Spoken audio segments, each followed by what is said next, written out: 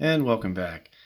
So I suppose a lot of you European lock sporters out there are always looking for that next best toy so that you can do a review on your channel and say the pros and cons of the tool and show a few locks that you're able to pick with that tool.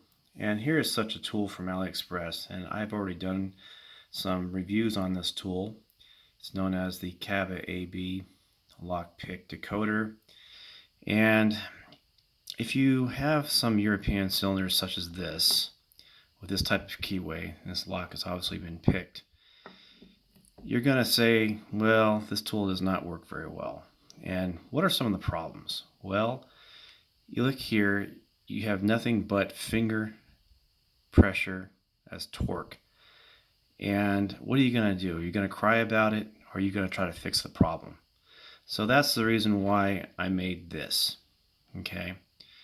And sure, I could have just made this out of one piece of plate material and left it flat. But then I said to myself, well, that just isn't comfortable. So I put a twist in it. And then I said to myself, well, this might scratch the anodized coating. So I put a little silicone rubber disc on here to protect it. So we have the torque capability. But then in my last video, I stated how this shaft is really too flimsy. And really, what did they use to make this tool? I suspect they used a ejector pin. This is the exact same one right here, in my opinion. Okay, and some of the problems with this design is that it's too thin and this is too long, causing too much flexibility, and I don't know exactly why they put a half moon curvature on here.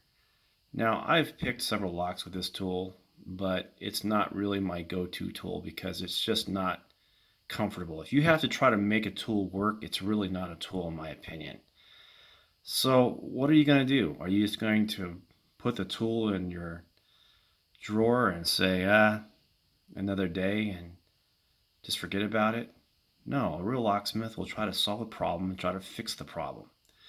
So that's the reason why I made this. Okay, so all I did was remove even mounted material on both sides, so I had a square-like rod bar which measured 0.054 inch, and I polished it and rounded it. Okay, and you can see here the tolerances are exquisite. Now, I don't have the nice precision cuts that they put on this tool like they did on the original, but you really don't need it.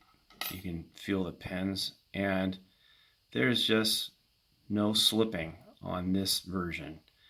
And so what I've done is completely solved all of the issues that you're going to find with this tool. Now, another thing that I stated earlier was I had to file this down right here because it just didn't go deep enough in order to depress the cam actuator. If you don't depress the cam actuator, you're not going to be able to open the door. Not all locks are like that, just a few are. So it's the ones that are that you have to worry about. So I'm not going to do a lockpick demonstration today, but you can see how a real problem solver will look past all of the imperfections and try to find ways to improve things and make things better. Because for me, it's not just about picking a lock, it's about making the tool better. I know this tool will pick a lock now, several locks. It's not about picking, in my opinion. It's about making something that you can say, I did that.